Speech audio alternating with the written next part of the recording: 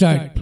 Mr. Speaker, sir, Part 16 of the Commissioner's report deals with his investigation into the operation of the safeguards provided for the Anglo-Indian community last year. I was severely and even bitterly critical of that part of the Commissioner's report which related to my community this year. I do not propose to be so critical. The report is a little more full this year, but may I say this to the Commissioner that I think it would have been even fuller if he had maintained closer liaison with All India Anglo-Indian Association.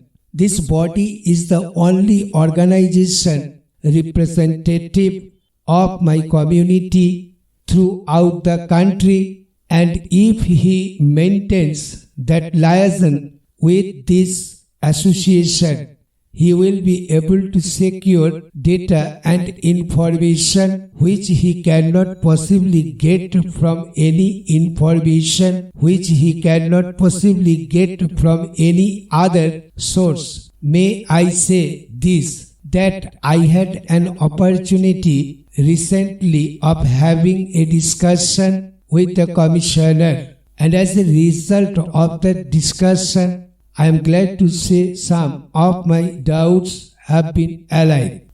I shall deal first with the question of employment. Article 336 of the Constitution provides certain reservations for the Anglo-Indian community in certain services. May I say here that my community is facing a fiercely acute unemployment problem. My own estimate is that at least 30% of the able-bodied men of my community are today without work. Perhaps it is an affliction which they suffer in common with the other communities in the country at large. The Commissioner has rightly observed that the reservations in certain services for my community are not being filled, but I join issue with him when he says that the reasons are that suitably qualified Anglo-Indians are not forthcoming for these jobs, and that is why these vacancies are not being filled. May I tell him that on the one hand, while these vacancies in certain services are not being filled, on the other hand, there are hundreds not only suitably qualified, but perhaps thousands of more than suitably qualified Anglo-Indians who are working on the petitions. There are several reasons for the same, and the most important ones for these vacancies not being filled up are, in my opinion, the following. These vacancies are not at all properly advertised. I do not mean that these vacancies are not advertised in the press at all. What I mean is that the present bill is intended to regulate the collection of the cess at the same rates as at present under the authority of a statute. There has been some doubt expressed in recent times about the propriety of government levying this cess on the basis of the Central Excises and Salt Act and the rules thereunder.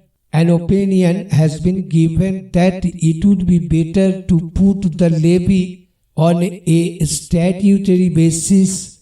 This is one of the reasons for the present bill.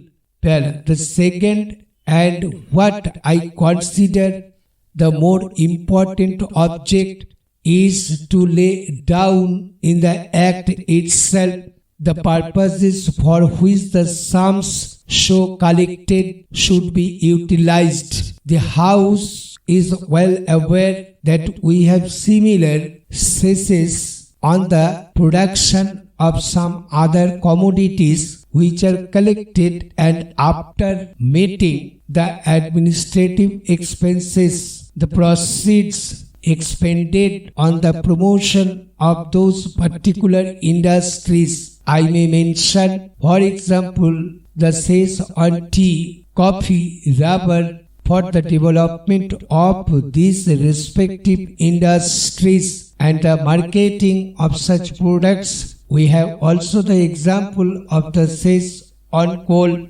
levied in the interests of coal mine labor welfare and conservation and safety in coal mines. Quite recently, an act has been passed that says,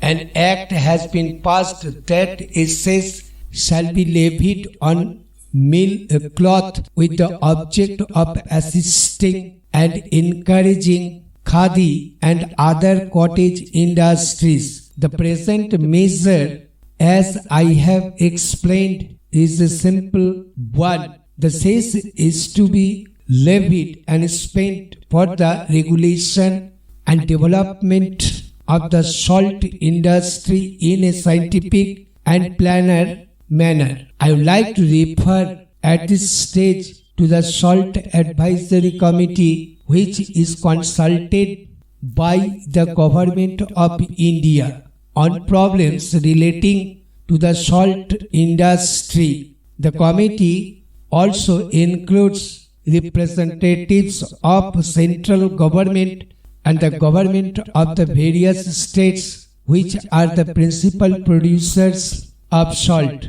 representatives of salt manufacturers and traders, and a representative of the labor engaged in the salt industry. The committee has expressed itself in favor of the continuance of the cess and of the proceeds being spent on the development of the salt industry. The Salt Advisory Committee further advised in 1950-51 that the then existing exemption from the cess on the salt exported by sea to Calcutta should also be withdrawn.